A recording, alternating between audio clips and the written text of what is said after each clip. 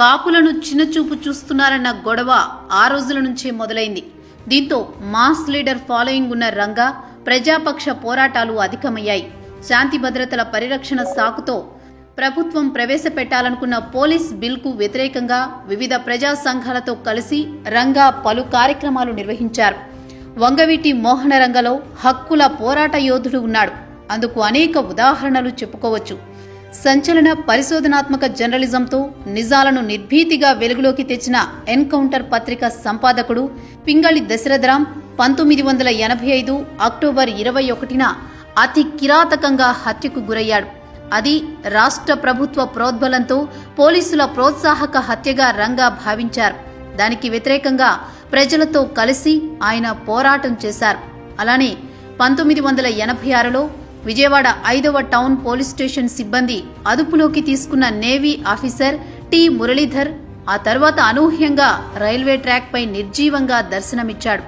ఆ కేసును మాఫీ చేయడానికి పోలీస్ చేసిన ప్రతి ప్రయత్నాన్ని ప్రతిఘటిస్తూ వివిధ హక్కుల సంఘాల మార్గదర్శకత్వంలో పెద్ద ఎత్తున ప్రజా పోరాటం చేశారు రంగా. ఫలితంగా దోషులపై కేసు నమోదైంది. అలానే రాజకీయ రాజధానిగా పేరొందిన విజయవాడలో ఖాకీలు తమ క్రౌర్యంతో ముదిగొండ పద్మ అనే మహిళను నేరారోపణపై అదుపులోకి తీసుకుని శిరోముండనం చేశారు. ఈ వార్త తెలిసిన రంగా సంబంధిత పోలీస్ స్టేషన్ ఎదురుగానే పెద్ద సంఖ్యలో ప్రజలతో కలిసి ఆందోళన చేశారు. బాధ్యులైన పోలీస్ అధికారులతో డిపార్ట్మెంట్ చర్యలు తీసుకునే వరకు ఆయన విశ్రమించలేదు. 1987 నవంబర్ 30న మల్లెల బాబ్జీ అనే వ్యక్తి విజయవాడ శ్రీదుర్గా లాడ్జిలో అనుమానాస్పద స్థితిలో మరణించగా సదరు వ్యక్తి గతంలో 1984 జనవరి 9న లాల్ బహదూర్ స్టేడియంలో అప్పటి ముఖ్యమంత్రి ఎన్టీఆర్ పై హత్యా ప్రయత్నం చేసిన కేసులో దోషి కావడం, తదనంతర పరిస్థితులలో ఈ విధంగా మరణించడంపై సమగ్ర విచారణ జరపాల్సిందేనని అసెంబ్లీలో పట్టుపట్టారు. రంగాకు సమాధానం చెప్పలేక విధిలేని పరిస్థితుల్లో అప్పటి ప్రభుత్వం జస్టిస్ శ్రీరాములు కమిటీని వేసింది. ఆ కమిటీ ఎన్టీఆర్ పై జరిగిన దాడిని సందేహిస్తూ అది చంద్రబాబు నాయుడు రచనతో జరిగిన హై డ్రామాగా రిపోర్ట్ ఇచ్చింది. తన అన్న స్వర్గీయ రాధా కాలం నుండి విజయదశమి రోజుల్లో జరిగే దూపాటి నరసన్న తదితరుల ప్రభల ఊరేగింపును పోలీసులు నిషేధించినప్పుడు రంగా ఆమరణ నిరాహార దీక్ష చేసి ప్రజా ఉద్యమాన్ని రగిల్చారు. అదే సమయంలో న్యాయ పోరాటం చేసి హైకోర్టు నుండి ప్రభల ఊరేగింపుకు అనుమతి సంపాదించారు. అప్పటి జిల్లా కాంగ్రెస్ అధ్యక్షులు కోనేరు రంగారావుతో సహా అనేక మంది నేతలు ఆ వేడుకలో పాల్గొన్నారు. 1987 విజయవాడ మున్సిపల్ కార్పొరేషన్ ఎన్నికల సమయానికి అప్పటికే శాసనసభ్యుడిగా ఉన్న రంగా ఎన్నికల బాధ్యతను తన భుజానికి ఎత్తుకున్నారు. మేయర్ పదవిపై అనేక మంది కాపు నాయకులు ఆశలు పెట్టుకున్నా పేదల డాక్టర్గా పేరొందిన జంధ్యాల దక్షిణామూర్తి గారి కుమారుడు మేధావి జంధ్యాల శంకర్ అభ్యర్థిత్వాన్ని బలపరిచారు. అదే సమయంలో డిప్యూటీ మేయర్గా దళిత నాయకుడైన మీసాల రాజారావు ఎంపిక వంగవీటి మోహనరంగ కులరహిత తత్వానికి ఓ తార్కాణమని రాజకీయ పరిశీలకులు చెబుతుంటారు. అలాగే లక్షలాది మంది ప్రజలను సమీకరించి కాపునాడు పేరుతో విజయవాడ వేదికగా భారీ బహిరంగ సభకు వంగవీటి రంగా సన్నాహాలు ప్రారంభించి 1988 జూలై 10న సమావేశ తేదీని ప్రకటించారు. ఆ సభ నిలువరించే ఉద్దేశంతో నాటి తెలుగుదేశం ప్రభుత్వం ఆయనను అరెస్ట్ చేయించి జైల్లో పెట్టించింది. అయినా సభ ఆగలేదు. రంగా పిలుపే ప్రభంజనంగా ప్రభుత్వ నిర్బంధాలను లెక్క చేయకుండా జనం లక్షలాదిగా హాజరై విజయవంతం చేశారు. ఆ రోజున జైలులో ఉన్న రంగా సభాస్థలి వద్దకు ఒక పూల కిరీటాన్ని పంపి కాపునాడు నేత ముద్రగడను పట్టాభిషిక్తుణ్ణి చేయించారు.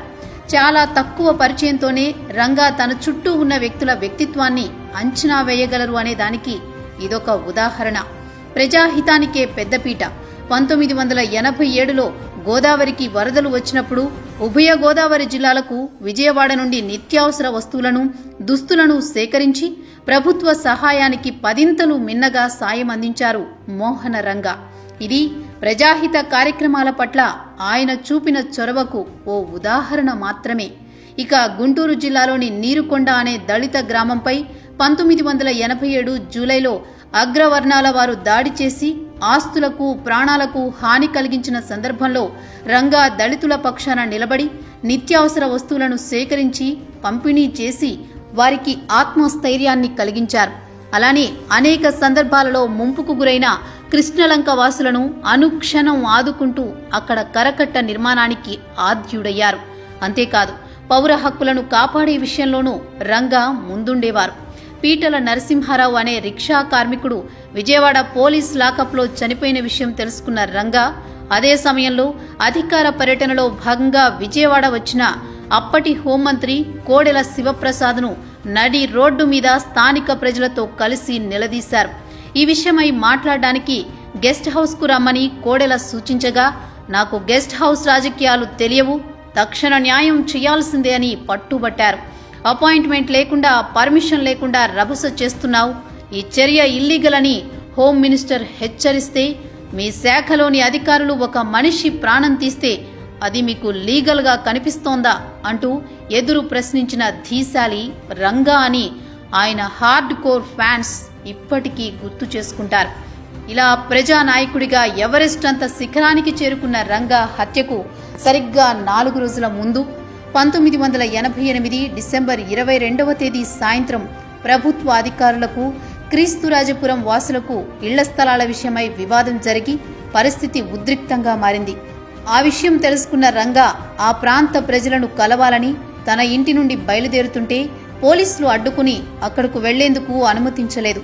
ప్రజాప్రతినిధి అయిన తనను గెలిపించిన ప్రజలను కలుసుకోవడానికి ఎవరి అనుమతి అవసరం లేదని పోలీసు అధికారులతో రంగా వాదించారు.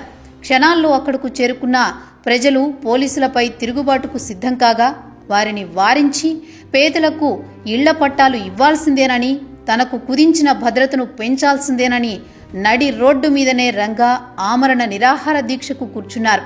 మర్నాడు ఉదయం వరకు పోలీసులు తనను అడ్డగించిన చోటనే దీక్షను కొనసాగించారు. అయితే సన్నిహితుల సలహా మేరకు 23వ తేదీ ఆయన తన స్వగృహానికి దగ్గరగా దీక్షా శిబిరాన్ని మార్చారు.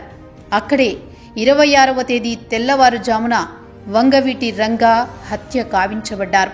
కొంతమంది దుండకులు అయ్యప్ప వేషధారణలో బస్సుల్లో వచ్చి విధ్వంసం సృష్టించారు.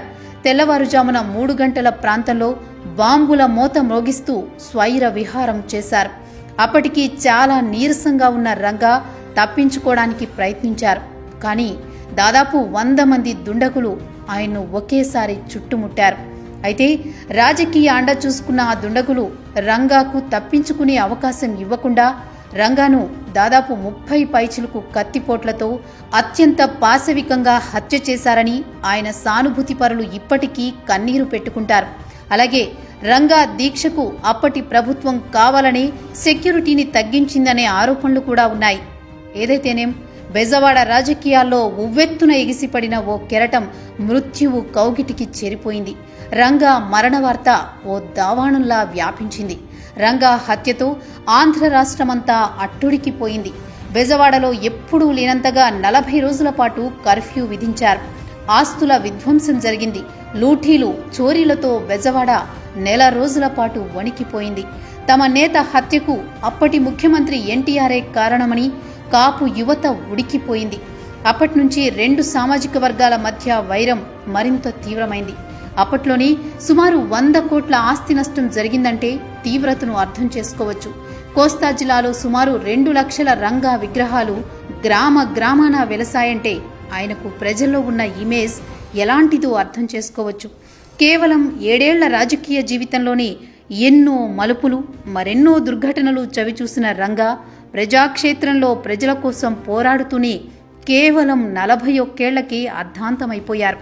అందుకే అప్పటికీ ఇప్పటికీ ఎప్పటికీ బెజవాడ చరిత్రలో రంగాది ఓ మరపురాని అధ్యాయం. ఈ వీడియో కనుక మీకు నచ్చినట్లయితే లైక్ చేయండి, షేర్ చేయండి, కామెంట్ చేయండి.